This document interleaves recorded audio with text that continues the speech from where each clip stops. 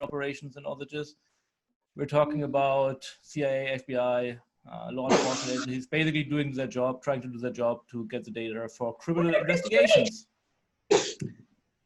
And with that, over to you, Julia.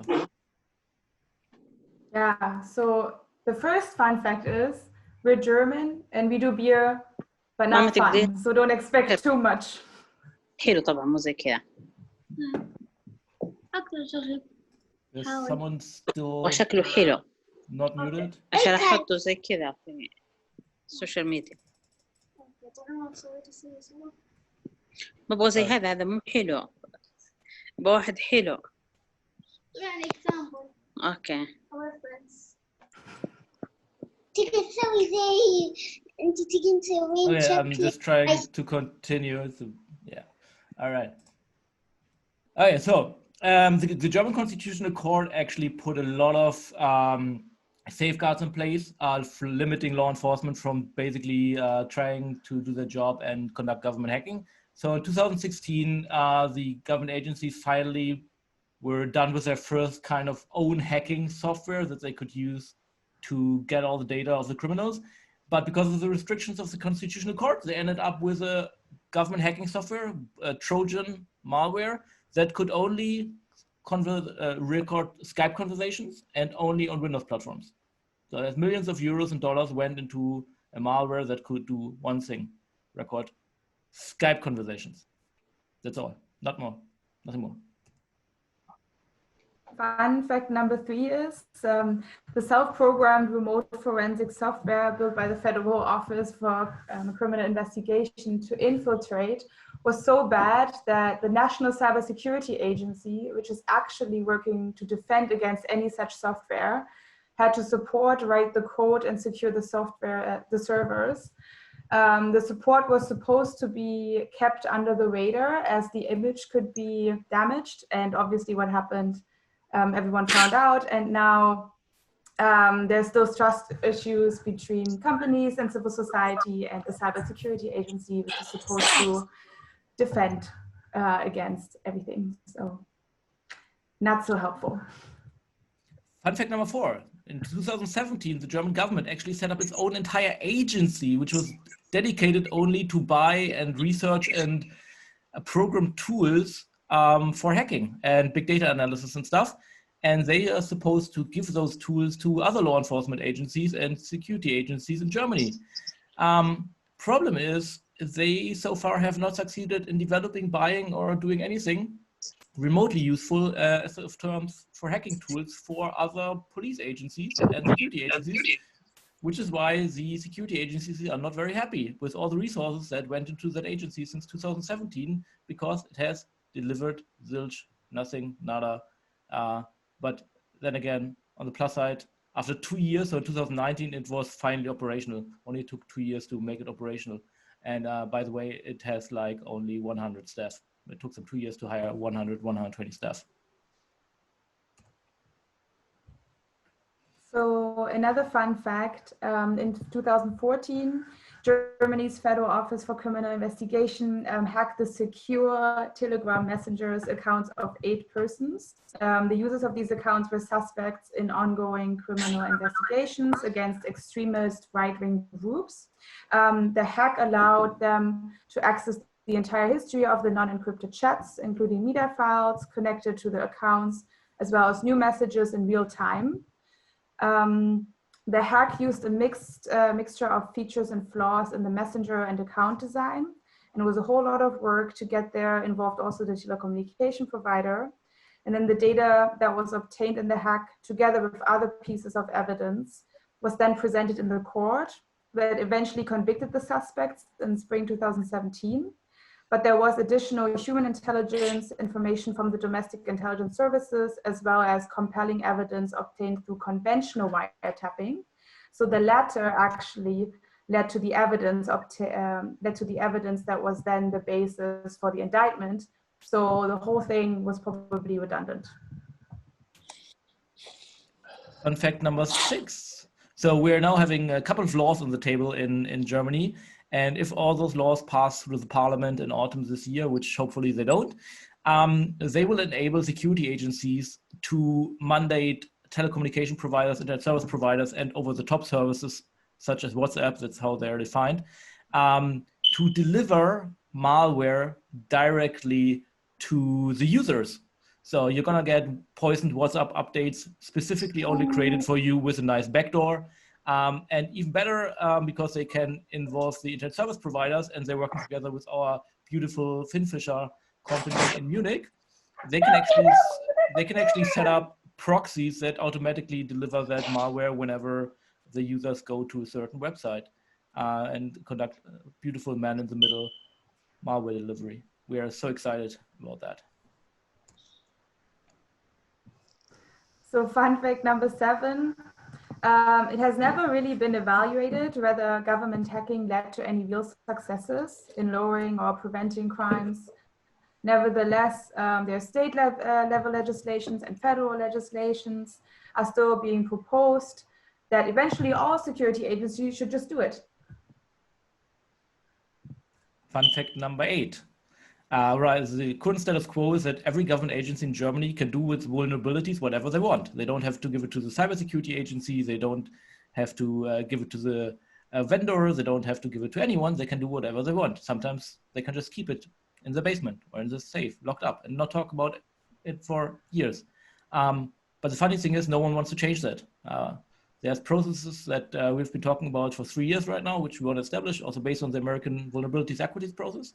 But neither most of the civil society groups, nor industry, nor government agencies actually want that, and they don't want to change the status quo, even though the status quo is basically horrible for everyone: law enforcement, cybersecurity agencies, civil society, but no one wants to change it.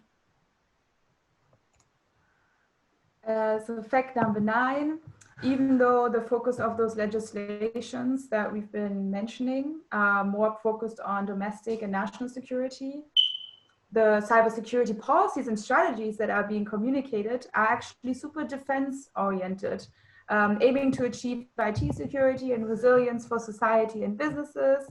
In 2017, the German government even proposed in the agenda to have the goal to become the crypto country #1 in the world.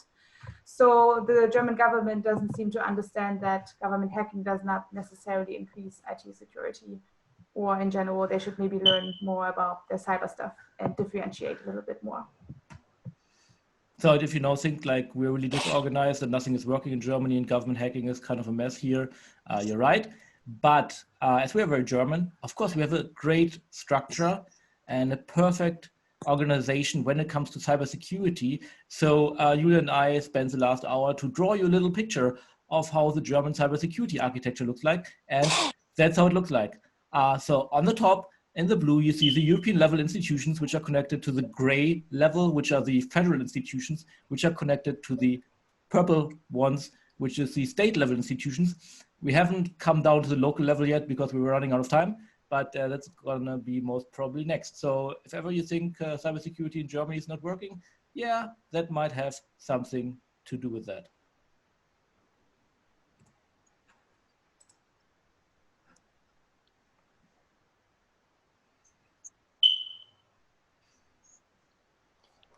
Like that.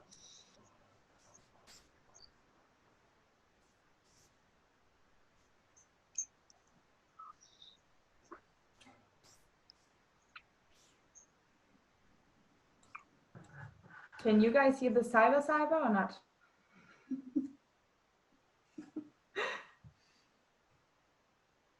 Chris, Right, could you hear the last video? So maybe we just post the link into the chat group, Sven. Okay. It's a video of politicians saying cyber because they all want to cyber without really knowing.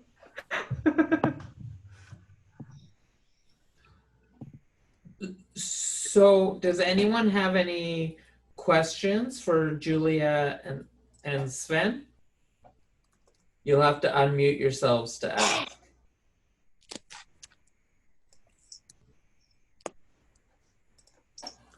So the two of you don't think that the German government, especially with the lovely, jubbly, who does what and whatever, have the capabilities currently like the Dutch government do for hacking? No. So I mean, for law enforcement, no. Most probably we're going to end up buying some stuff from Finfish or Celebrite or NSO, maybe not. Who knows? The military also not. We're yet unsure about the capabilities of the foreign intelligence service. It's something that we don't know a lot about it. But honestly, from what I've heard, I don't think so. For those who don't know, the Dutch government was the first government that put in writing that they had the right to hack into any device anywhere in the world as long as a Dutch prosecutor signed off on it. So it could be an IT, IoT, or ICS system. And they do a lot of hacking into, for example, CCTV systems to get footage of criminals or nation states.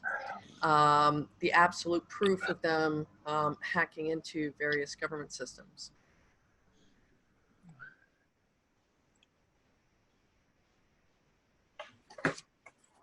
So I just want to give another minute for questions. Is there anyone else who has any other questions? Yeah, I see a question in the chat about Maximator, which is the company which was set up between, I think, the US and German intelligence agencies to develop a crypto tool, which was a great crypto tool because it was only secure for certain people, and for other governments, they sold an insecure version and let the Germans and the Americans to have access to all the communications running through it. And the great thing is we even sold it to some of our allies. Yeah, there was kind of a story here earlier this year. I don't think we can repeat that. And on the other question, if we have like US Cyber Command, we do have a unit that's also horizontal, so pulling everyone who works on information security across the military, but their responsibility is to defend their own systems.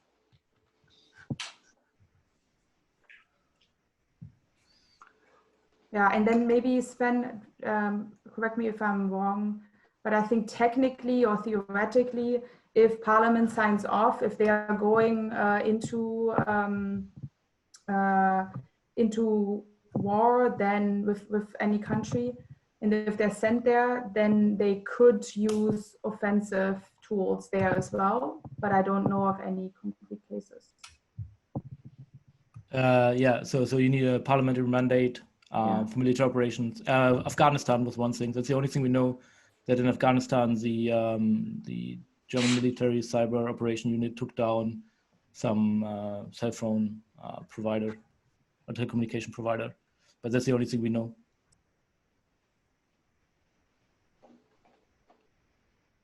Any last questions?